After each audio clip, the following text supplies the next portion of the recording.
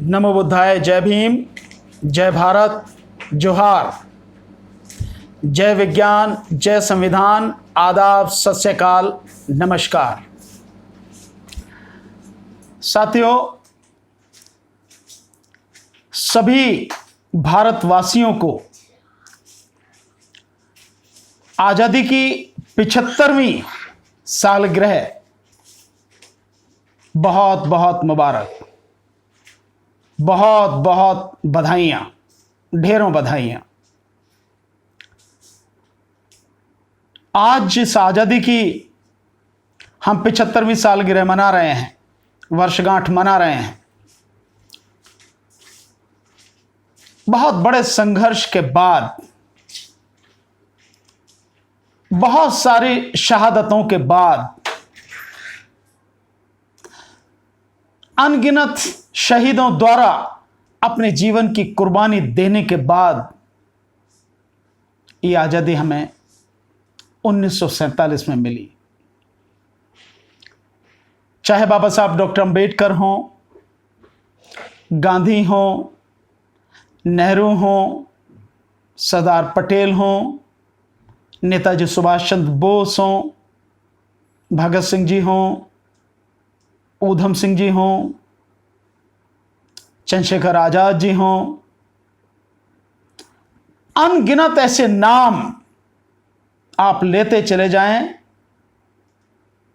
तो दिन गुजर जाएंगे। इतने शहीदों ने अपनी जान का बलिदान देकर यह आज़ादी हमें दिलाई।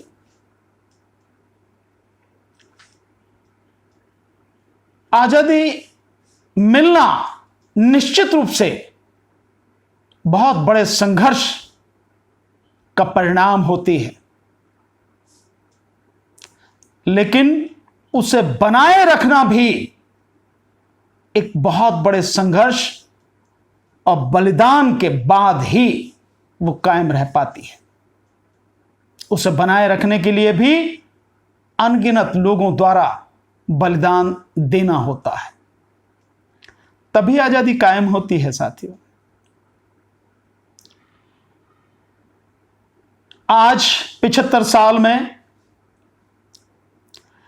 निश्चित रूप से भारत पहले के मुकाबले आगे बढ़ा। 1947 में आजाद होने के बाद संविधान सभा का निर्माण हुआ। बाबा साहब डॉक्टर अंबेडकर जी की अध्यक्षता में संविधान का प्रारूप ड्राफ्ट करने के लिए कमेटी बनी गई और बाबा साहब डॉक्टर अंबेडकर ने बहुत ही लगन के साथ, मेहनत के साथ भारत का संविधान बनाया। 26 नवंबर 1949 को भारत के संविधान को संविधान सभा ने स्वीकार किया, अंगीकृत किया, आत्मार्पित किया, अपने आप को दिया। और 26 जनवरी 1950 को भारत का संविधान लागू हुआ। संविधान ने जहां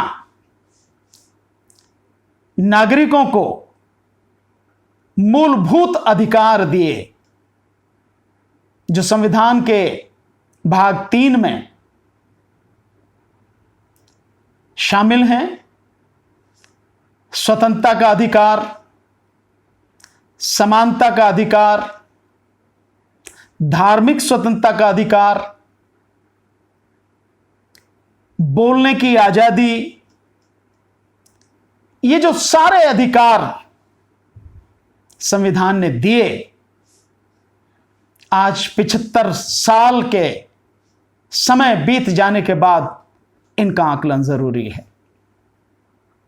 और साथ ही इसका भी आकलन जरूरी है कि जो जिम्मेदारियां संविधान ने भारत की सरकार और विभिन्न राज्य सरकारों के कंधों पर सौंपी थी, उन्होंने कितना इसका पालन किया, कितनी जिम्मेदारी से अपनी जिम्मेदारियों को निभाया, इसका भी आकलन जरूरी है। साथियों, आज जिस स्थिति में हैं हम लोग, अगर हम संविधान की बात करें तो साथियों, भारत के संविधान ने जो प्रस्तावना है, जो संविधान के मूल ढांचे में आती है, उसने कहा धर्मनिरपेक्ष राष्ट्र होगा भारत, और अब इसको धार्मिक राष्ट्र बनाने की कोशिश की जा रही है, हिंदू राष्ट्र बनाने की कोशिश की जा रही है, यानी संविधान के विरोध में काम किया जा रहा है। इसी संविधान ने कहा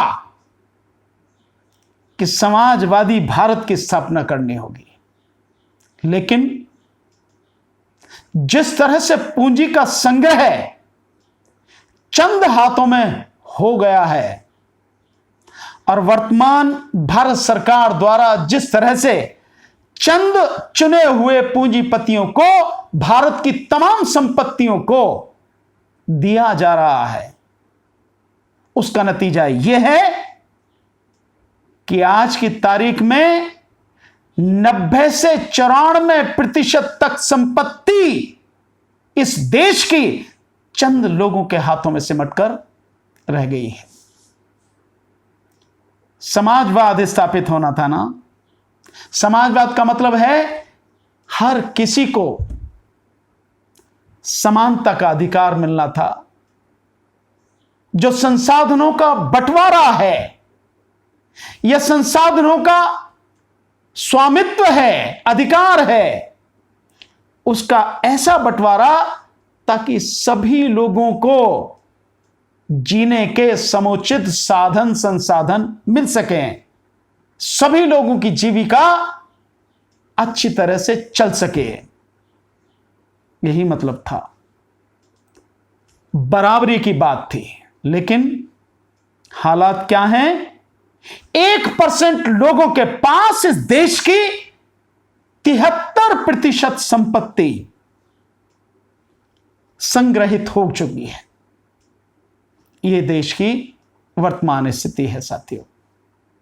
भारत का संविधान कहता है कि हम भारत के लोग भारत को एक संपूर्ण प्रभुत्व संपन्न समाजवादी पंथ निरपेक्ष लोकतंत्रात्मक गणराज्य बनाने के लिए और उसके समस्त नागरिकों को सामाजिक, आर्थिक और राजनीतिक न्याय दिलाने के लिए, सामाजिक, आर्थिक और राजनीतिक।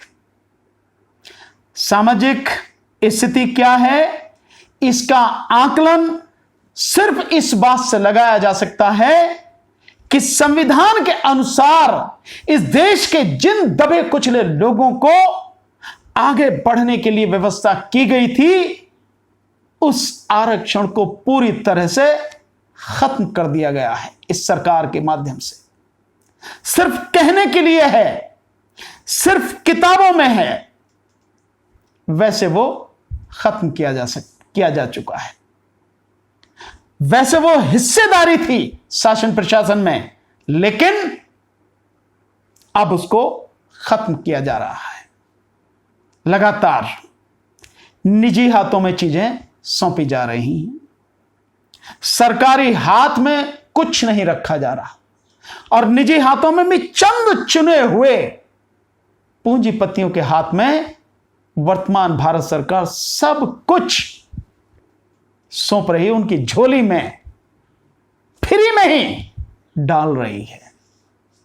मैं औने पौने दाम भी नहीं कहूंगा, फ्री में ही डाल रही है। साथियों, आज देश में जिस तरह से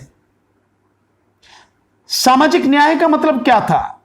सामाजिक न्याय का मतलब यही था कि देश में जिस भी जाति या धर्म के लोग होते हैं, रहते हैं, उनके खिलाफ किसी तरह की भी नफरत और घृणा नहीं फैलाई जाएगी, उनके खिलाफ कोई असमानता या क्रूर व्यवहार नहीं किया जाएगा। सबके बीच में भाईचारा बढ़ाकर सबकी बेहतरी और तरक्की के लिए काम किया जाएगा। जो भेदभाव जाति के नाम पर था, धर्म के नाम पर था, उसको खत्म किया जाएगा। लेकिन 75 सालों में आज वो और भयानक स्थिति में हम सबके सामने है। एक उदाहरण, इसका बहुत रिसेंट उदाहरण देता हूं। वैसे तो कितने ही उदाहरण हैं, लेकिन एक उदाहरण जो कल का ही है। राजस्थान में एक बच्चे को एक स्कूल के मास्टर ने जाति के नाम पर सिर्फ पानी पीने के लिए या पानी की वजह से ही इतनी बुरी तरह से पीटा कि कल उसकी मौत हो गई। ठीक इससे पहले एक और हत्या राजस्थान में हुई थी, उसी इलाके में हुई थी जहां यह घटना हुई है, कि व्यक्ति मूछें रखता था। सिर्फ इसी बात पर एक नौजवान व्यक्ति की हत्या कर दी गई थी। एक उदाहरण नहीं है, हर दिन, हर मिनट, हर घंटे जाति और धर्म के नाम पर घृणा और नफरत फैलाई जा रही है। भेदभाव अमल में लाया जा रहा है, जबकि इसे खत्म होना था। सामाजिक न्याय मिलना था, बराबरी होनी थी, लेकिन अभी तक भी उसे हासिल तो करना दूर, अब तो और भी बुरी स्थिति में लगातार वो बढ़ती चली जा रही है। और दुर्भाग्य कि सरकारों द्वारा, विशेषकर केंद्र सरकार द्वारा, उसके लिए बढ़ावा दिया जा रहा है। कहा कुछ जा रहा है, किया कुछ जा रहा है। आर्थिक न्याय, मैंने अभी बताया, आर्थिक न्याय मिलना था ना। आर्थिक न्याय मतलब जो संसाधन हैं, उस संसाधनों पर देश के सभी लोगों का समान रूप से अधिकार था, हक था, उन्हें मिलना था, ताकि उनकी जीविका सही तरीके से चल सके। और यह जिम्मेदारी भी थी, सरकार की जिम्मेदारी भी थी। जो भारतीय संविधान के अध्याय 4 में नीति निर्देशक सिद्धांत हैं, उन नीति निर्देशक सिद्धांतों में अनुच्छेद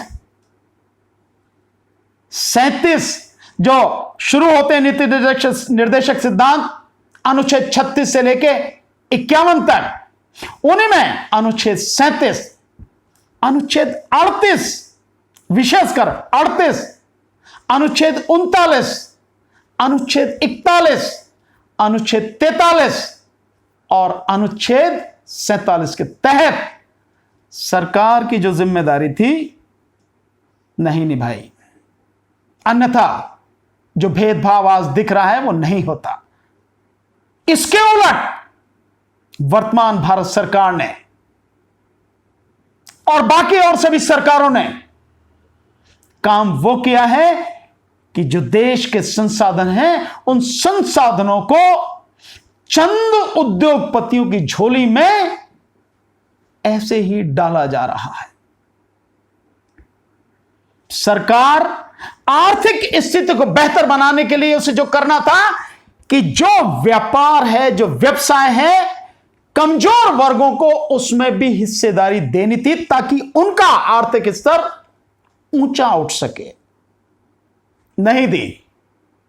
सरकार की जिम्मेदारी थी कि जो सरकारी और गैर सरकारी जो भी संस्थान हैं, उनमें नौकरी और रोजगार देने के लिए नियम बनाए, लागू करवाए और उनको रोजगार दिलवाए, ताकि उनकी आर्थिक स्थिति बेहतर हो सके। जिम्मेदारी थी सरकार की, व्यवस्था करनी थी। क्योंकि जो नीति निर्देशक सिद्धांत है, ये आवश्यक उसकी जिम्मेदारी है सरकारों की, आवश्यक। उसमें केवल उनके कहने के लिए यह सलाह नहीं है, यह सरकार के कंधों पर जिम्मेदारी है। क्योंकि शब्द जो यूज हुआ है, वो शब्द यूज हुआ है स्टेट शैल का मतलब होता है जरूरी, आवश्यक, मैंडेटरी, निश्चित रूप से करना होगा, ये शब्द यूज हुआ है। लेकिन सरकारों ने कोई जिम्मेदारी नहीं निभाई, बल्कि उलट इसके यह हो गया है कि जो पहले से रोजगार मिलते आ रहे थे, उन रोजगारों को धीरे धीरे धीरे धीरे धीरे धीरे खत्म किया जा रहा है। जिस देश की आबादी इतनी बड़ी हो, उस देश में नियम, कायदे, कानून इस तरह से बनने चाहिए कि अधिक से अधिक लोगों को रोजगार मिले। इसके उलट हो यह रहा है कि नीतियां वैसी बनाई जा रही हैं, लागू की जा रही हैं कि जिससे अधिक से अधिक लोगों से रोजगार छीन लिया जाए। जो अवसर और प्रतिष्ठा की समता थी, समानता थी, जो स्थापित की जानी थी, जैसा भारत का संविधान कहता है, वो सारी चीज स्थापित ना करके भेदभाव किया जा रहा है। और इस वर्तमान भारत सरकार ने तो कमाल ही कर दिया। हालांकि इससे पहले जो सरकार थी, शुरुआत उस सरकार ने की, लेकिन इसने तो उसके आगे कई कदम आगे, मीलों आगे चल के सारी नीतियों को ही बदल दिया। सारी तबाही का कारण लगातार पैदा किया जा रहा है। सरकारी नौकरियों में 4 वर्ग होते हैं, ए, बी, सी और डी। ए में सबसे टॉप पर, यानी आईएएस, आईपीएस जो होते हैं, सबसे टॉप पर वो होते हैं। बी में जो आते हैं आपके, वो होते हैं जो उसके नीचे पीसीएस वगैरह होते हैं। और देन उसके बाद पीसीएस मींस जिसे आप ऐसे कह सकते हैं कि एसडीएम है, तहसीलदार है, यानी जो अधिकारी आते हैं ऊपर के अधिकारियों के नीचे, और क्लर्क से ऊपर के जो बीच में हैं वो बी ग्रुप में आते हैं। और फिर बी के नीचे सी में वो जो क्लरिकल स्टाफ है, सी ग्रेड में क्लरिकल स्टाफ जितना भी, वो सारा का सारा। और उसके नीचे आता है डी, यानी फिर नीचे चपरासी वगैरह, माले वगैरह, ये जो सफाई कर्मचारी, ये सब जितना भी है, सबसे नीचे जो सबसे ज्यादा मतलब काम करता है, वो वर्ग डी में आता है। सरकार ने क्या किया? शुरुआत कहां से हुई? पिछली सरकार से। इसने सारे रिकॉर्ड तोड़ दिए वर्तमान सरकार ने। काम क्या था? अधिक से अधिक लोगों को रोजगार देना और भेदभाव उनके बीच से खत्म करना, नफरत और घृणा को मिटाना। लेकिन इस सरकार ने नफरत और घृणा बढ़ाई, भेदभाव बहुत बुरी तरह से बढ़ाया और लोगों की नौकरियां खत्म कर दी। जो नीचे की नौकरी थी डी ग्रुप में, उनको ठेके पर दे दिया, ठेका प्रथा कर दी। अब सरकारी कर्मचारी के नाम से सरकारी खजाने से पैसा उतना ही आता है जितना वैसे आता था, यानी जब सीधे सरकार के अंडर में नौकरी करता था व्यक्ति, वैसे ही आता था। आज भी वैसे ही आ रहा है, लेकिन अब ठेकेदार बीच में आ गया, तो जो ठेकेदार है और जो सरकार के लोग हैं, वो अब बीच में बैठ के दलाली करते हैं, दलाली खाते हैं। और बाकी जो लोग हैं उसकी तनख्वाह, माने किसी की 25 थी तो अब उसे 15 ही मिलते हैं या 12 ही मिलते हैं, बाकी जो है उसको वो ठेकेदार और सरकारी लोग मिलकर बंदर बांट कर लेते हैं। ठेके पे हो गई। जो ऊपर थे क्लरिकल स्टाफ, उसको अब कॉन्ट्रैक्ट पर रखा जाने लगा, बी श्रेणी के। और ए श्रेणी के जो हैं उनको खत्म करके, जो यूपीएससी वगैरह के माध्यम से एग्जाम होते थे, हालांकि दिखावे के लिए भी चल रहे हैं, लेकिन ऑलमोस्ट उसे खत्म करने की तैयारी चल रही है। ऊपर से ही लेटरल एंट्री, यानी पिछले दरवाजे से एंट्री शुरू हो गई है।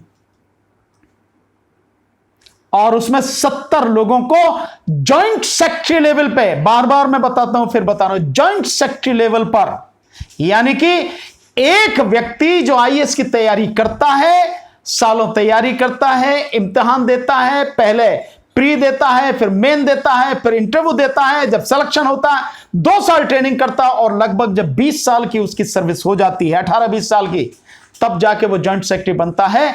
इस सरकार ने उस स्तर पर सीधे ही आरएसएस के लोगों की भर्ती शुरू कर दी, 70 लोग भर्ती कर भी दिए। और अब जो बी ग्रेड के जो अधिकारी हैं, अब उनकी भर्ती भी लेटरल एंट्री के माध्यम से ही होगी। यह भी काम सरकार शुरू कर रही है। तो जिसका काम था आर्थिक असमानता को दूर करना, उसी ने आर्थिक असमानता फैला दी। मैंने जैसे बताया कि एक व्यक्ति सरकार का बड़ा चहेता, जिस व्यक्ति की 2014 में वर्तमान प्रधानमंत्री के आने से पहले टोटल संपत्ति 8-10 हजार करोड़ के आसपास थी, आज उसकी संपत्ति इन 8 सालों में बढ़कर 8 लाख करोड़ पार कर गई। लाखों करोड़ रुपया उनका सरकार कर्जा माफ कर देती है। एक तरफ वो किसान हैं, एक तरफ वो मजदूर हैं, एक तरफ वो गरीब तबके के लोग हैं जिन्हें जरा सी भी छूट नहीं दी जाती। और जरा सी अगर छूट दी जाती है या जरा सा कुछ उन्हें भीख दी जाती है, हल्ला मचाती है सरकार, उसका ढोल पीटती है। जो 5 किलो अनाज दिया जा रहा है, 100 रुपए का अनाज जिस थैले में दिया जा रहा, उस थैले की कीमत 100 रुपए से ज्यादा, और ढोल उसका पीटा जा रहा है। यानी जितना उसमें खर्च हो रहा है उससे कहीं ज्यादा ढोल बजाने पे खर्च हो रहा है। इतना दिया जाता भीख। लोगों का 10,000, 15,000, 8,000 का नौकरी छीनकर, उनका रोजगार छीनकर इस देश के 80 करोड़ लोगों को भीख दी जा रही थी। अब वो भी बंद होने जा रही है धीरे धीरे। और एक तरफ जो बड़े बड़े पूंजीपति हैं, उद्योगपति हैं, बिजनेसमैन हैं, उनको हर साल सरकार द्वारा, और ये छूट, ये भी ध्यान रहे, ये छूट 2004 से लगातार चल रही है। 2004 से आज 2022, 18 साल हो गए। 18 चौक 72, यानी 72 लाख करोड़ रुपए की इतनी छूट अब तक सरकार द्वारा बड़े बड़े पूंजीपतियों, उद्योगपतियों को टैक्स में दे देगी। ये तो टैक्स में छूट है। और इसके अलावा वर्तमान सरकार ने, भारत सरकार ने 10.5 लाख करोड़ रुपया इन बड़े बड़े पूंजीपतियों का कर्जा माफ कर दिया, जिसे रिटर्न ऑफ कहते हैं ना, बट्टे खाते में डालना, कि बैंकों द्वारा इतनी रकम बट्टे खाते में डाल देगी, रिटर्न ऑफ कर देगी, माफ कर दिया। सब शामिल हैं इसमें, अंबानी हो, अडानी हो, टाटा हो, ये हो, वो हो, सब सारे के सारे शामिल हैं। सबका माफ कर दिया। किसानों का क्या किया सबको मालूम है। एक आंकड़ा बताता हूं, इससे आप अंदाजा लगा सकते हैं।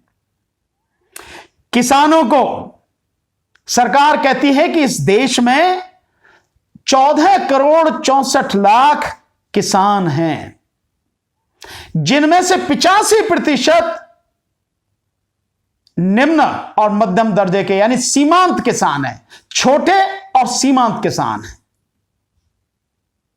85% मतलब तकरीबन 12.5 करोड़ सीमांत किसान हैं। सरकार उनको 6,000 रुपए सालाना देने की बात कर रही है। हालांकि अभी तक सबको कभी नहीं पहुंचे, पर फिर भी अगर इसको मान लेते हैं, आप अपने हिसाब से कैलकुलेट कर लेना, इस देश में जितने किसान डीजल यूज करते हैं, डीजल का इस्तेमाल करते हैं, उस डीजल से केवल किसानों से जितना पैसा इस सरकार ने उठा लिया, वसूल कर लिया,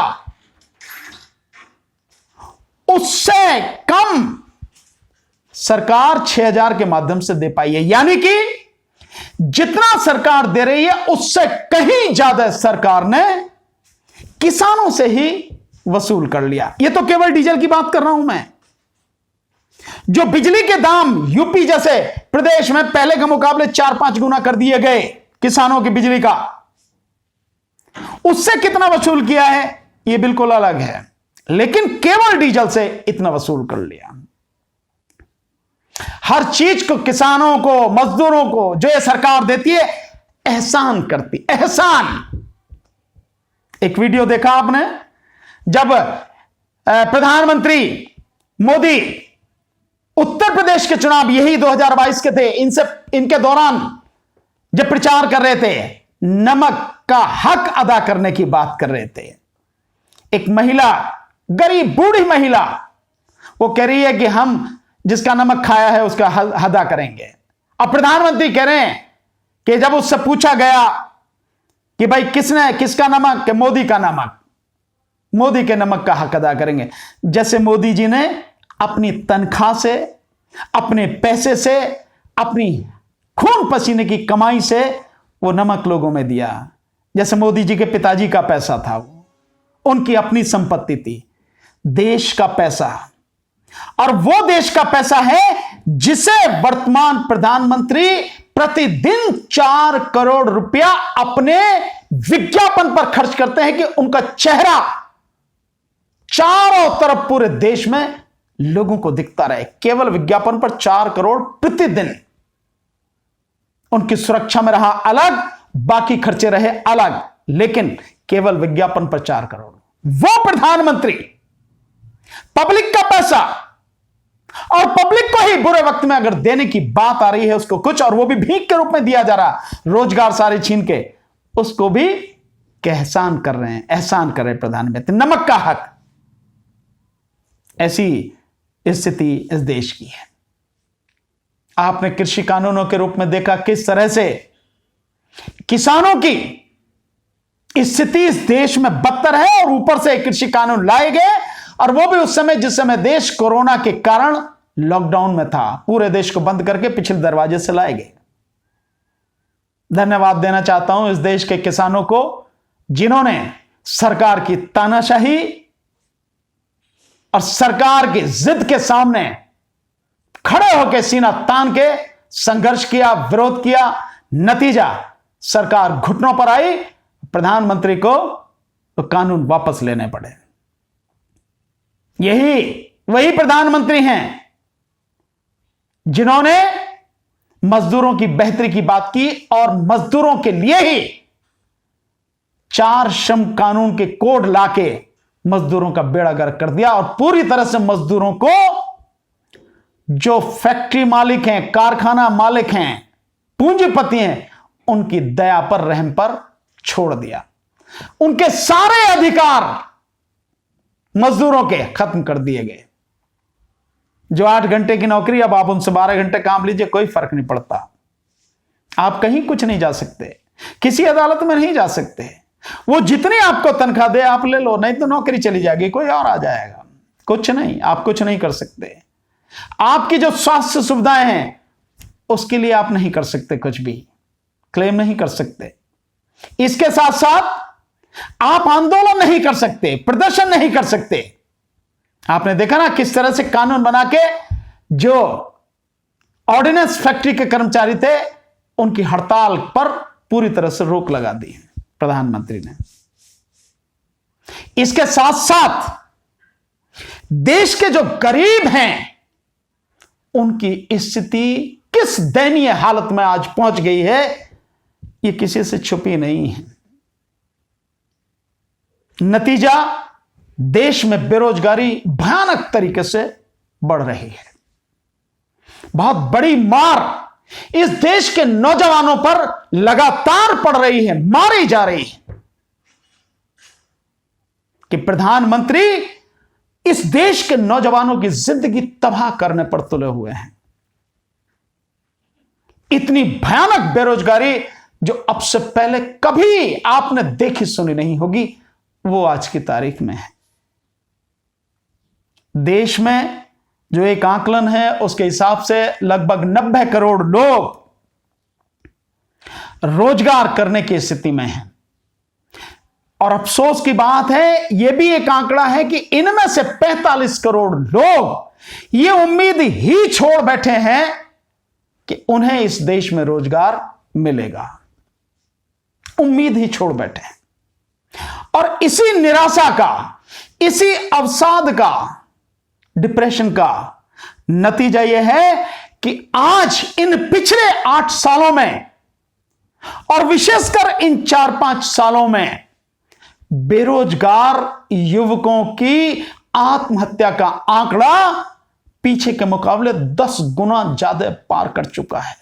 बीसियों हजार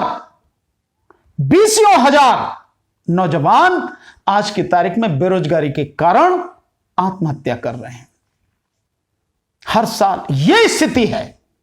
सो किस भयानक स्थिति से देश का युवा गुजर रहा है, इसके लिए कुछ आंकड़े और ये आज की तारीख में बिल्कुल साफ है कि जिस तरह से नई शिक्षा नीति लाई जा रही है, उस नई शिक्षा नीति के माध्यम से शिक्षा को पूरी तरह से प्राइवेट हाथों में सौंपा जा रहा है, पूरी तरह से। और इस स्थिति, उसका एक उदाहरण से आप समझ लेंगे सारी चीजों को कि जो प्राइवेट हाथों में सौंपी जा रही है शिक्षा, हरियाणा का एक उदाहरण है, वहां प्रयोग के रूप में इस्तेमाल किया जा रहा है और उसके बाद में वो पूरे देश में लागू होगा। और वो ये है कि हरियाणा में जो सरकारी स्कूलों में बच्चे पढ़ेंगे, उन्हें फीस के रूप में 500 रुपए प्रति माह देना पड़ेगा, और जो बच्चे प्राइवेट स्कूलों में पढ़ेंगे उनकी फीस सरकार 1100 रुपए प्राइवेट स्कूलों को देगी। अगर आप 500 रुपए ले रहे हैं सरकारी स्कूलों में पढ़ाने के, तो आप प्राइवेट को 1100 रुपए क्यों दे रहे हैं? उसे भी 500 दीजिए ना उन्हें पढ़ाने के, लेकिन नहीं, उन्हें 1100। इसका नतीजा क्या होगा? नतीजा यह होगा कि मात्र 2 साल में, मैक्सिमम 2 साल में सरकारी स्कूलों पर ताला लग जाएगा, बंद हो जाएंगे। और सरकारी स्कूलों में काम करने वाले जितने भी टीचर हैं, अध्यापक हैं, वो बेरोजगार हो जाएंगे। और उसके बाद में जो प्राइवेट स्कूल हैं, उन्हीं प्राइवेट स्कूलों को वो जो जमीन है सरकारी स्कूलों की बेच दी जाएगी औने पौने दाम में, और उसमें बंदर बांट होगी, पैसे की लूट होगी। और उसके बाद में 1 साल बाद ही जो प्राइवेट स्कूल हैं, उनमें जो फीस सरकार दे रही है, सरकार उस फीस को देना बंद करेगी, और वो फिर सरकारी स्कूल और फीस बढ़ा के कहेंगे भैया फीस दोगे तो पढ़ोगे, नहीं तो नहीं। नतीजा, जो प्राइवेट स्कूल हैं उनमें पढ़ने वाले बच्चे, उनके पास कुछ चारा नहीं रहेगा, वो अपने घर बैठेंगे, यानी शिक्षा से आपको वंचित किया जाएगा। यह एक प्रयोग के रूप में है, पूरे देश में इसी तरह से इसे लागू किया जाएगा। वर्तमान शिक्षा नीति का ये नतीजा, और भयानक बेरोजगारी, अशिक्षा और बेरोजगारी बढ़ेगी। जिस तरह से बेरोजगारी बढ़ रही है, एक आंकड़ा और देखिए। इसी सरकार के एक केंद्रीय मंत्री ने कुछ दिन पहले संसद में ही एक जानकारी दी थी कि मोदी सरकार ने पिछले 7 साल में 6,92,000 लोगों को रोजगार दिया, जो 2 करोड़ लोगों को प्रतिवर्ष रोजगार देने की बात करती थी। आज की तारीख में एक और आंकड़ा आया है कि 22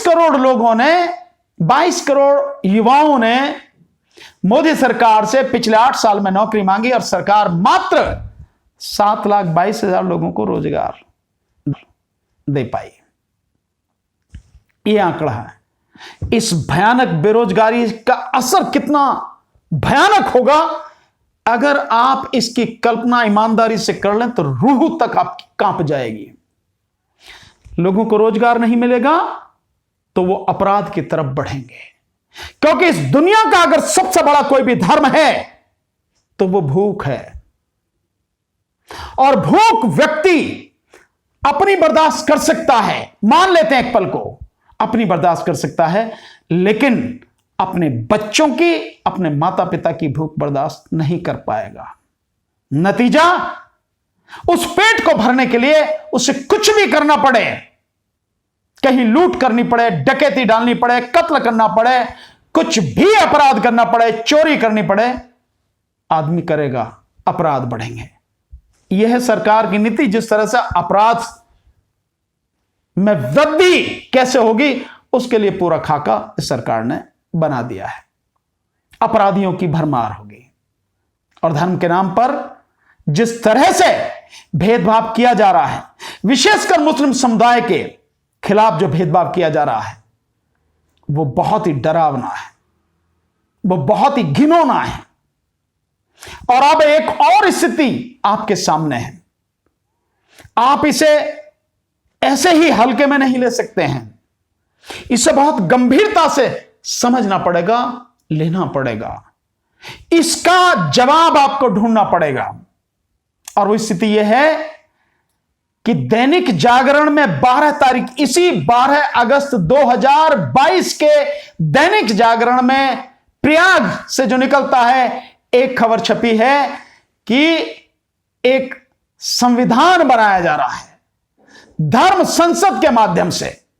उस संविधान के प्रारूप का कुछ पेज 50-60 के लगभग अभी सामने रखे गए कि क्या क्या होगा। और साथियों, उसमें जो कहा गया है मैं उसे बताने की बात कर रहा हूं, जिसे 2023 में फिर से उसके कुछ और प्रारूप लगभग 200 पेज सामने रखे जाएंगे, उस पर चर्चा की जाएगी धर्म संसद में। और उसमें एक यह है कि भारत की राजधानी, भारत की जगह हिंदुस्तान होगा, और भारत की राजधानी को दिल्ली से बदलकर बनारस करने की योजना है, काशी में करने की योजना है। राजधानी वो होगी, वहीं पर धर्म संसद स्थापित की जाएगी। और इसके अलावा केवल अधिकार जो दिए जाएंगे, मताधिकार की बात जो की जा रही है, मैं जानता हूं एक को भी मताधिकार नहीं मिलेगा, पर फिर भी दिखाने के लिए भी जो मताधिकार की बात की जा रही है, हिंदू को, सिख को, बौद्ध को और जैन को, केवल इनको मताधिकार की बात। ना मुस्लिम को कोई मताधिकार, यानी 20 करोड़ की जो आबादी है उसको कोई अधिकार नहीं, ना ईसाइयों को कोई अधिकार, और ना ही पारसियों को कोई अधिकार। ये तीनों भी इसी देश में रहते हैं, ये देश इनका भी है, लेकिन इनमें से किसी को मताधिकार नहीं है। और इनका भी जो बौद्धों का और हिंदुओं का भी जो बताया जा रहा है, हिंदुओं का भी किसका, हिंदुओं में भी नाम हिंदू कह के चारों को शामिल किया जा रहा है, जिसमें सवर्ण 3 यानी ब्राह्मण, क्षत्रिय और वैश्य, और बाकी शूद्र। सारे के सारे कौन कौन शूद्र हैं? जितने भी इस देश में SC यानी शेड्यूल कास्ट हैं, अनुसूचित जाति के, ST यानी जो आदिवासी हैं, अनुसूचित जनजाति के लोग हैं, वो सारे के सारे लोग। और इसके अलावा जो इस देश में बौद्ध हैं और जो OBC के हैं, अदर बैकवर्ड क्लासेस, और उन अदर OBCs में भी जो 40% जो बहुत ही बुरी स्थिति में हैं OBC के, वो सब, इनको किसी को अधिकार नहीं मिलेगा। केवल कहने के लिए हिंदुओं की बात तो हिंदू को मिलेगा, ये लोग हिंदू नहीं हैं, न शेड्यूल कास्ट हिंदू हैं, न शेड्यूल ट्राइब्स हिंदू हैं, न ही OBC हिंदू हैं। यह दुर्भाग्य और दुख की बात है कि इस देश के OBC और ना समझ लोग, कमजोर तबके के, वो अपने आप को हिंदू मानते हैं, जबकि जो इस धर्म संसद और संविधान की, और यह संविधान जो होगा वो मनुस्मृति पर आधारित संविधान होगा। और मनुस्मृति को जानते हैं, जो ऊंच नीच फैलाती है, जो ऊंच नीच पर आधारित जिसकी सारी व्यवस्था है, उस मनुस्मृति पर आधारित वो संविधान होगा। और मनुस्मृति कहती है कि शूद्रों को किसी भी तरह का कोई अधिकार नहीं है, वो किसी भी अधिकार के अधिकारी नहीं हैं। वही मनुस्मृति कहती है कि इस देश की जो औरतें हैं, महिलाएं हैं, वो भी शूद्र ही हैं और उनको भी कोई अधिकार नहीं है, उनको अधिकार से विमुक्त कर दिया जाएगा, कहने को कहा जा रहा है। बौद्धों को भी किया जाएगा। और सबसे आखिर में नंबर आएगा सिखों का। अभी सिखों को इसलिए जोड़ा गया है क्योंकि मालूम है सिख मार्शल कौम है, लड़ने वाले लोग हैं, संघर्ष करने वाले लोग हैं। किसान आंदोलन ने उनका संघर्ष दिखा दिया, और सिखों का जो तमाम इतिहास है वो वीरता का, शौर्य का, संघर्ष का इतिहास रहा है, और वो कभी भी पीछे नहीं हटे। सर कलम हो जाए तो हो जाए, लेकिन कदम आगे बढ़ा दिया। देश की आजादी में उनका अभूतपूर्व, अतुलनीय योगदान रहा है सिखों का, उससे पीछे नहीं हटे। तो उनके भी अधिकार खत्म किया जाए, और लगातार इस पर काम हो रहा है। तो संविधान के अनुसार जो काम करना था वो सरकार ने नहीं किया। संविधान के अनुच्छेद 39 में जो बात की गई है, 38 में जो बात की गई है, मैंने बताया 41 में, 43 में, 47 में जो बात की, कोई काम सरकार। आज प्रधानमंत्री का भाषण सुना। प्रधानमंत्री के भाषण में भ्रष्टाचार पर, भाई भतीजावाद पर, परिवारवाद पर बात की गई। एक बार प्रधानमंत्री ने अपनी पार्टी की तरफ झांक के देख रहा है कितना परिवारवाद है उसमें।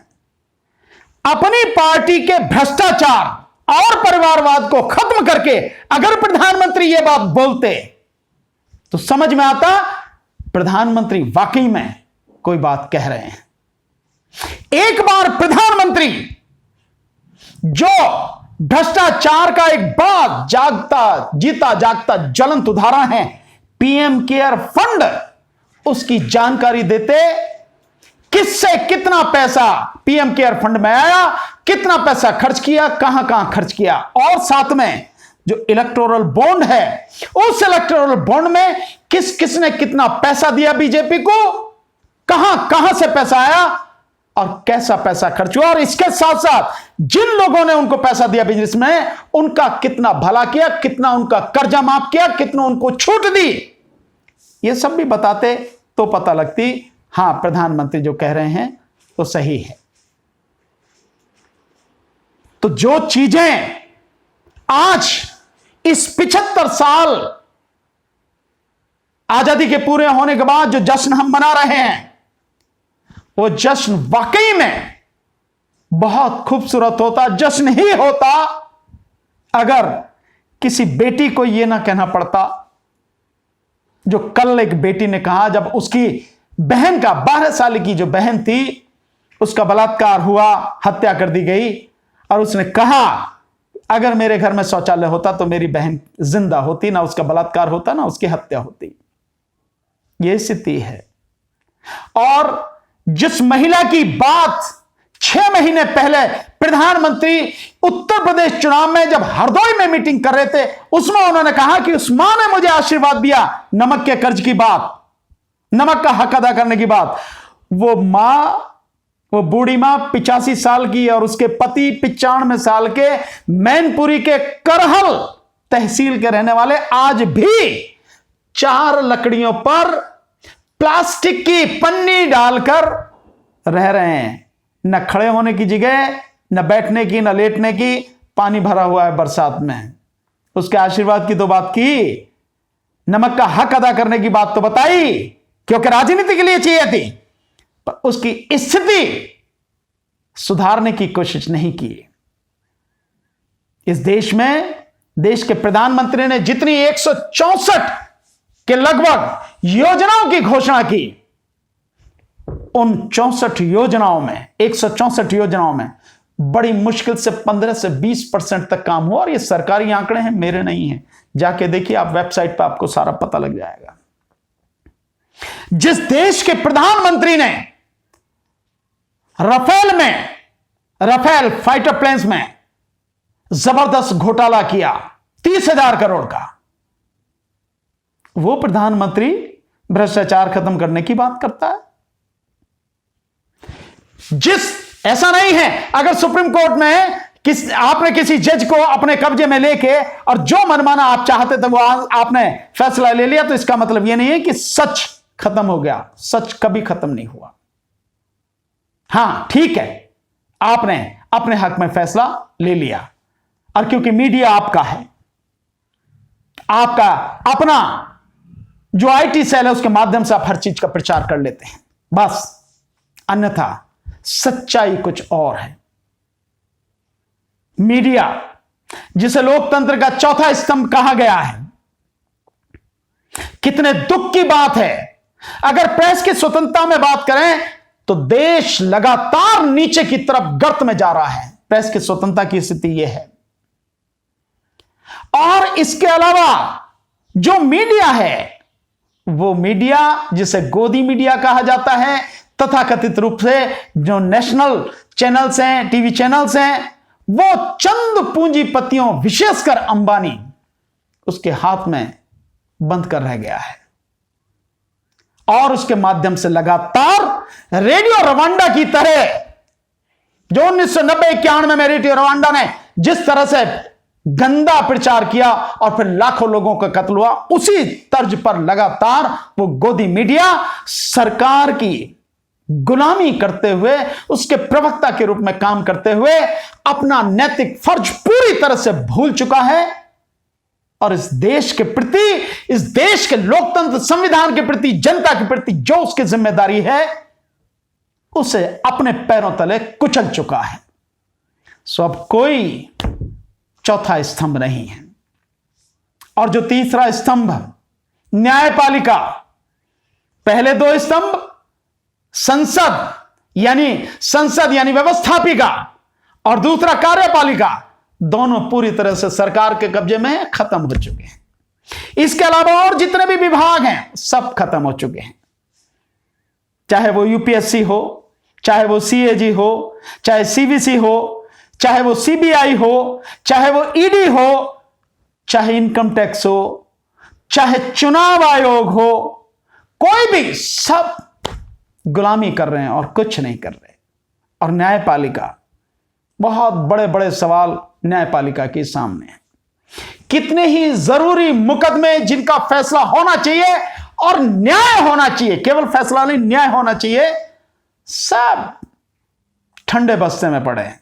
चाहे वो अनुच्छेद 370 का हो, चाहे वो इलेक्टोरल बॉन्ड का मामला हो, चाहे हैबियस कॉर्पस रिटे हो, और चाहे पेगासस का मामला हो, और कितने ही जरूरी मुद्दे हैं, सब सामने ऐसे कैसे। कोरोना की आड़ में जिस तरह से सरकार ने देश विरोधी नीतियों को बनाया, लागू किया, और अदालत, हाईकोर्ट, हालांकि कई हाईकोर्ट्स ने तो बहुत बड़ा काम किया, बहुत अच्छा काम किया, लेकिन सुप्रीम कोर्ट जो उसने काम करना चाहिए था, जो जिम्मेदारी थी, वो नहीं निभाई। और कोरोना में किस तरह से लोगों ने अपनी जिंदगी खोई, ऑक्सीजन के लिए लोग मर गए और सरकारी रिपोर्ट आती है कि ऑक्सीजन से कोई मरा ही नहीं है, जबकि कितने ही उस समय के वीडियो, यहां तक कि जिन हॉस्पिटल में, चाहे वो बत्रा हॉस्पिटल हो, चाहे गंगाराम हॉस्पिटल हो, चाहे वो गोल्डन जयपुर हॉस्पिटल हो, जिन हॉस्पिटल में ऑक्सीजन के बिना मौत हुई, सारी रिपोर्ट, सारे वीडियो उनके डॉक्टर्स के सबके सामने, फिर भी सरकारी रिपोर्ट में कुछ भी ऑक्सीजन से कोई मौत नहीं हुई। सरकार आंकड़ा दिखा रही 4.5 लाख का, और जो आंकड़े आ रहे हैं अंतरराष्ट्रीय स्तर से आ रहे हैं वो 50 लाख के आसपास, यानी जितना सरकार दिखा रही है उससे 10 गुने से ज्यादा लोगों की मौत हुई है, उससे भी ज्यादा हो सकती है। भूले तो नहीं होंगे वो गंगा में बहती हुई लाशें जिन्हें चील, कौवे, गिद्ध, कुत्ते खा रहे थे, वो हमारे अपने ही तो थे, हमारे देशवासी तो थे, कोई और पराये थोड़े नहीं थे। और अगर इसको थोड़ा सा और कह दें तो कौन थे वो? हिंदू ही तो थे, तथाकथित रूप से गंगा में तो वही बहाए गए। गंगा की रेती में जिनकी लाशें गड़ी हुई हैं वो कौन थे? हिंदू ही तो थे वो सारे के सारे। और केवल प्रयाग में यानी इलाहाबाद में ही 5000 से ज्यादा लाशें गंगा की रेती में गड़ी हुई हैं, जिनको सरकार छुपाने के लिए उन पे पड़े हुए जो कफन थे, पीली चादरें थी, उनको भी नोच लिया ताकि उनकी पहचान ही मिट सके। लेकिन सच सामने आता ही है, सब कुछ सबने देखा है, कुछ ऐसा नहीं। किस तरह से, चाहे वो लखनऊ हो, चाहे इलाहाबाद हो, चाहे कोई भी हो जगह, शमशान घाटों की तरफ उनकी दीवारें ऊंची कर दी गई, टीन की दीवारें लगा दी गई ताकि किसी को दिखे नहीं कितने लोग जलाए जा रहे हैं। आंकड़ों में फेरबदल की गई लगातार।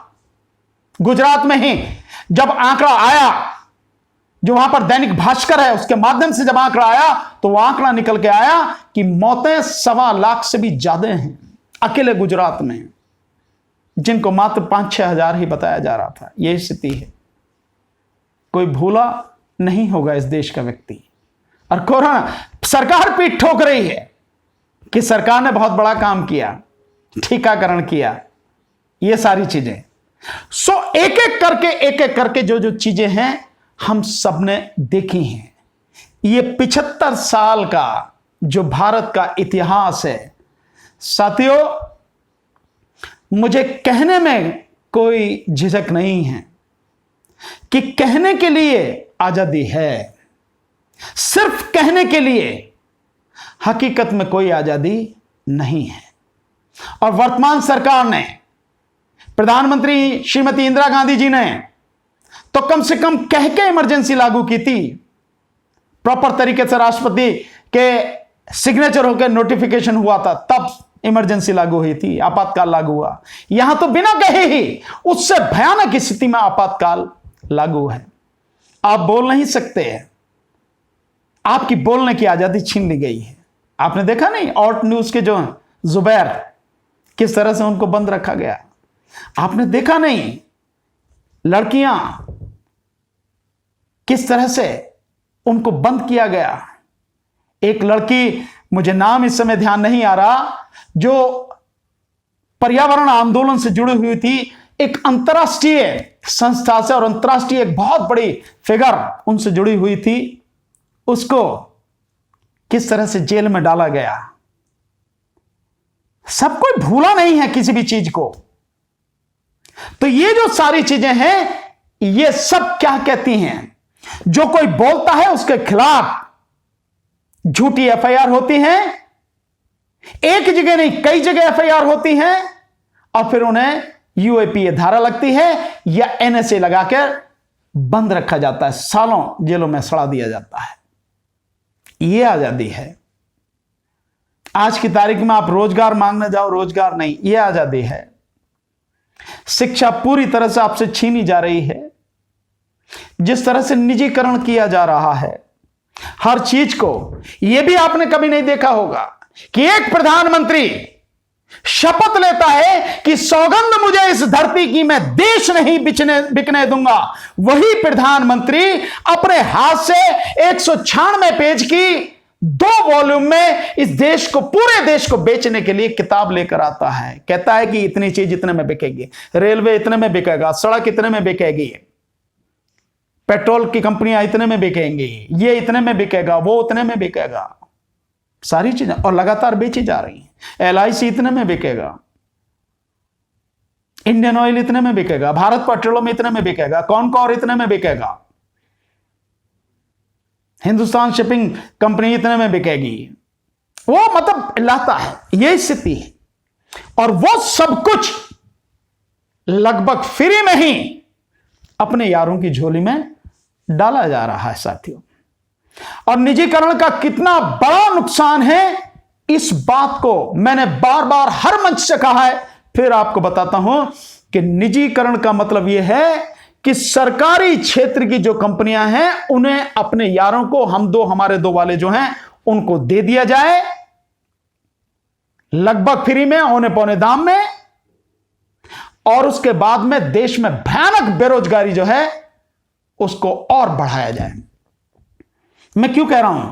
क्योंकि एक सरकारी आंकड़ा है कि जो भी सरकारी कंपनी निजी हाथों में जाएगी 80% रोजगार उसमें खत्म हो जाएगा। मतलब अगर 1 लाख लोग उस सरकारी उद्योग में काम करते हैं, कंपनी में काम करते हैं, तो जब वो प्राइवेट में जाएगी तो उस 1 लाख जो लोग काम कर रहे हैं, जो उसमें नौकरी करते हैं, उनमें से 80,000 लोगों की नौकरी खत्म हो जाएगी, मात्र 20,000 की रह जाएगी। और ये जो 80,000 लोग हैं, कौन है ये? अगर रिजर्वेशन के हिसाब से बात करें तो आज की तारीख में तो बड़ी मुश्किल से 6-7% रिजर्वेशन एससी का रह गया है, 6-7-8 समझ लीजिए, और जो ओबीसी है उसका जो है रिजर्वेशन मुश्किल से 5% है, इतना है।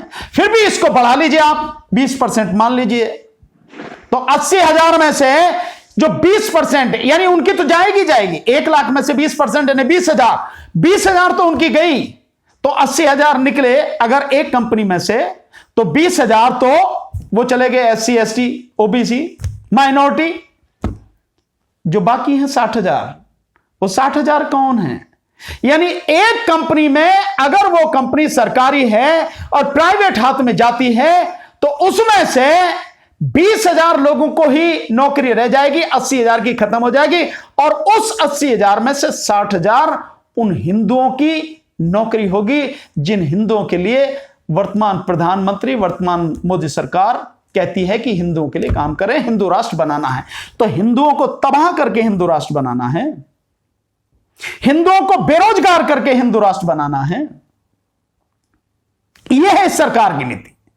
एक आंकड़ा मैं बार बार देता हूं, जैसे समझिए कि रेलवे है, रेलवे में 14 लाख कर्मचारी हैं, लगभग 2 लाख के लगभग इस समय खाली पड़ी हैं।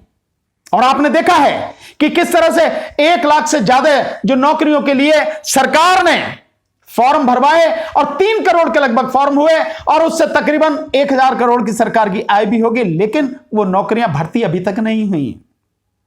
14 लाख कर्मचारी उसमें है, सीधे नौकरी करते हैं रेलवे में।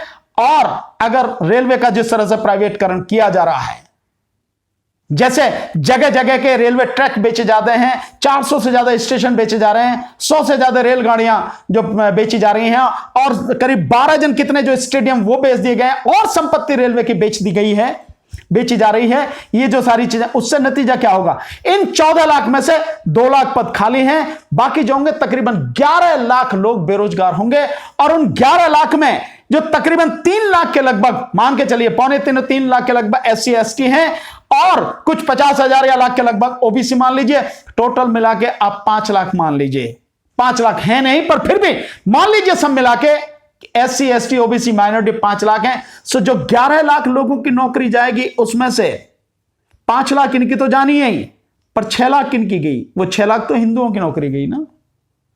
तो हिंदुओं को तबाह करके, हिंदुओं को बेरोजगार करके आप हिंदू राष्ट्र बनाओगे। आप में से कोई भी इसके खिलाफ बोल नहीं रहा। महिलाओं की स्थिति, आज प्रधानमंत्री ने कहा नारी का सम्मान होना चाहिए, नारी का सम्मान होना चाहिए, तो प्रधानमंत्री को दीदी, ओ दीदी। और वो कांग्रेस की कौन सी विधवा है जिसको पेंशन आती है, पेंशन लेती है? कांग्रेस की कौन सी विधवा? ये प्रधानमंत्री का महिलाओं के प्रति सम्मान है। अगर महिलाओं के प्रति प्रधानमंत्री का सम्मान है, तो जो 33% आरक्षण का, महिलाओं को आरक्षण का बिल है, आज तक क्यों नहीं पास किया गया?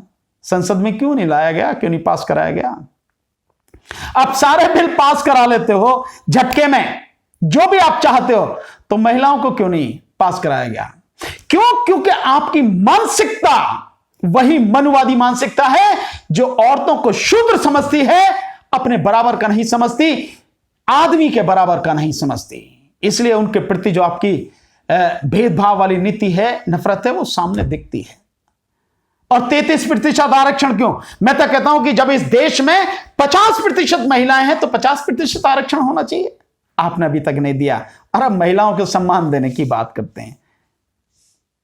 तो साथियों, मैं तो आपसे जो कहना चाह रहा हूं, सारी स्थितियां आपके सामने हैं।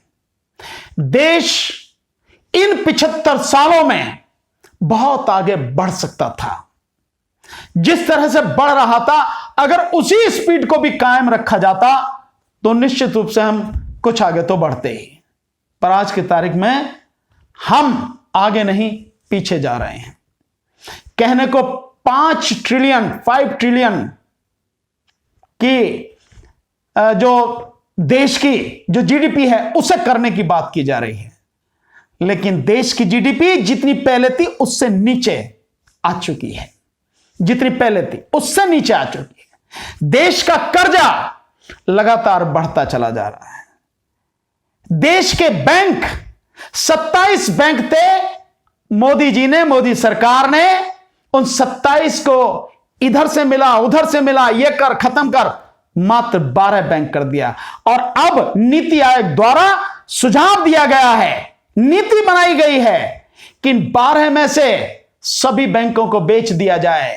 वो तो जब ज्यादा विरोध हुआ, तो स्टेट बैंक ऑफ इंडिया को छोड़कर बाकी 11 बैंकों को निजी हाथों में बेचने के लिए तैयारी हो रही है। बैंकों को बेचने की बैंक वाले भी आंदोलन कर रहे हैं। और जिस तरह से एक दूसरे में मिलाया गया, लाखों नौकरियां उसमें चली गई, और जब निजी हाथों में जाएगा तो बची कुची जो नौकरियां हैं वो उसमें जाएंगी, क्योंकि निजी तो अपने लिए काम करते हैं, देश के लिए किसी के लिए उन्हें कोई लेना देना नहीं है।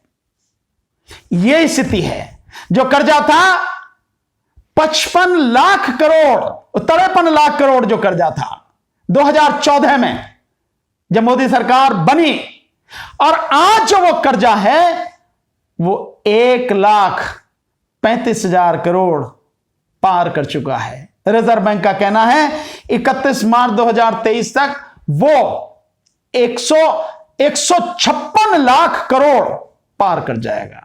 सॉरी, मैंने जो बताया कि 1 लाख नहीं, 135 लाख करोड़ आज की तारीख में है, और आने वाले समय में 155 लाख करोड़ वो पार कर जाएगा। यानी कि जितनी आपकी जीडीपी है लगभग उसके लगभग कर्जा आपका पहुंच जाएगा।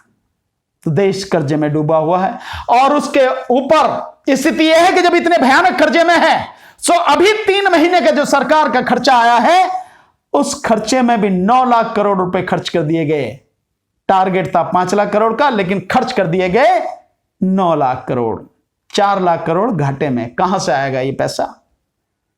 और सरकार जब किसी को रोजगार दे नहीं रही, किसी को किसी भी और तरह की कोई सुविधा दे नहीं रही, खर्चा कैसे बढ़ रहा है सरकार का?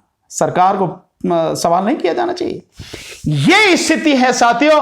तो मैं तो आपसे, आपके सामने आज इस देश के, भारत की 75वीं सालगिरह पर सिर्फ इतना ही कहना चाहूंगा, देश बहुत गंभीर परिस्थिति से गुजर रहा है। हम सबको समझने की जरूरत है, हम सबको इकट्ठा होने की जरूरत है, और सरकार के गलत कार्यों का विरोध करने की जरूरत है। क्योंकि यह सरकार लोगों की सरकार नहीं है, यह सरकार ईवीएम की सरकार है। चुनाव आयोग के द्वारा ईवीएम में बड़े पैमाने पर धांधली घोटाला करके बनाई गई सरकार है। अगर वाकई में सरकार को इतने लोगों का समर्थन प्राप्त है तो एक बार बैलेट पेपर से चुनाव करा के दिखाए, तब पता लगेगी सरकार कहां खड़ी है। और अफसोस की बात कि यह आवाज चारों तरफ से उठनी चाहिए कि ईवीएम खत्म हो और बैलेट पेपर से चुनाव हो। बावजूद उसके आम आदमी जरूर कह रहा है, लेकिन पढ़े लिखे लोग जो हैं वो नहीं कह रहे। जबकि मैं पूरे विश्वास के साथ कहता हूं और मैं चैलेंज भी करता हूं कि ईवीएम, जिसके विषय में इस देश की सबसे बड़ी अदालत सुप्रीम कोर्ट के जजेस, हाई कोर्ट के जजेस, नीचे की अदालतों के जजेस, IAS officer, IPS officer, collector, SDM, tehsildar, SP, SSP, IG, DIG, कोई नहीं जानता कैसे काम करती है। इस देश के तमाम पढ़े लिखे लोग, चाहे इंजीनियर हो, चाहे डॉक्टर हो, चाहे वकील, कोई नहीं जानता कैसे काम करती है। बावजूद उसके ईवीएम से चुनाव कराया जा रहा है। यानी इस देश की 99.9% आबादी नहीं जानती ईवीएम कैसे काम करती है, बावजूद उसके उससे चुनाव कराया जा रहा है। यानी एक इतनी महत्वपूर्ण व्यवस्था चुनाव की, जिसमें पारदर्शिता होनी चाहिए, जिसमें निष्पक्षता होनी चाहिए, जिसमें स्वतंत्रता होनी चाहिए, इलेक्शन कमीशन ने अपने आप को एक सरकार के चरणों में रख के, कुर्बान करके, गुलामी के करते हुए इस देश के लोकतंत्र को खत्म करने के लिए काम कर रहा है, ईवीएम से चुनाव कराकर। जबकि उसे चुनाव कराना चाहिए बैलेट पेपर से। जिस देश की आधी से अधिक आबादी अनपढ़ हो, और मैं कह रहा हूं कि पढ़े लिखे लोग भी नहीं जानते कि ईवीएम कैसे काम करती है, उस देश में बैलेट पेपर से चुनाव नहीं होना चाहिए? होना चाहिए, लेकिन नहीं किया, कराया जा रहा। सरकार करेंगे। ये वही सरकार है जो 246 पेज की, इसी के एक एमपी ने, जीवीएल नरसिम्हा ने किताब लिखी, डेमोक्रेसी एट रिस्क, ईवीएम के विषय में सारी किताब, कि ईवीएम से में गड़बड़ी होती है, ईवीएम से चुनाव नहीं होने। वही सरकार ईवीएम को बरकरार रखे हुए है। तो साथियों, मैं तो यही कहूंगा सभी देशवासियों से, आप सबको एक बार फिर से इसकी बधाई देते हुए कि साथियों, सब लोग इकट्ठे हो, अपने हकों के लिए लड़ो, अपने आने वाली पीढ़ी को, नस्लों को, अपने बच्चों को उनके हक और अधिकार दिलाने के लिए, उनकी जिंदगी बचाने के लिए, उनको तबाही से बचाने के लिए संघर्ष करो, इकट्ठा होकर संघर्ष करो और सरकार को जो गलत नीतियां हैं उनका कड़ा विरोध करके जन आंदोलन खड़ा करो और इस सरकार को उखाड़ के फेंको, ताकि इस देश के संविधान को बचाया जा सके, इस देश के लोकतंत्र को बचाया जा सके, इस देश के गणतंत्र को बचाया जा सके। अन्यथा ये सब कुछ तबाह कर देंगे। तो मेरा आपसे यही निवेदन है साथियों, संघर्ष करना है, भारत को बचाना है, भारत के संविधान को बचाना है, भारत की अच्छी परंपराओं को आगे लाना है और इस देश को तबाह होने से बचाना है, जो यह सरकार तबाही करने पर तुली हुई है।